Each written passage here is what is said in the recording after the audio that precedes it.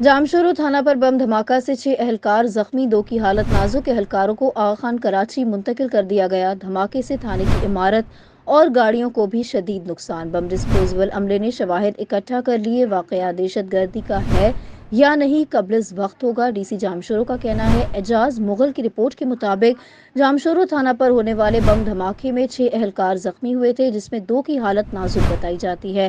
زخمیوں میں 2 ASI، 1 head constable اور 3 سپاہی شامل۔ زخمیوں کی شناخت ASI رسول بخش، ASI محمد بخش ڈاوٹ، سپاہی غلام محی الدین، ارشاد علی، عبداللطیف جمشید کے نام سے ہوئی ہے۔ بم دھماکے میں زخمی اہلکاروں کو سول اسپتال حیدرآباد منتقل کر دیا گیا تھا، جس سے 2 اہلکاروں کی حالت نازک ہونے پر آغا خان اسپتال کراچی منتقل کر دیا گیا ہے۔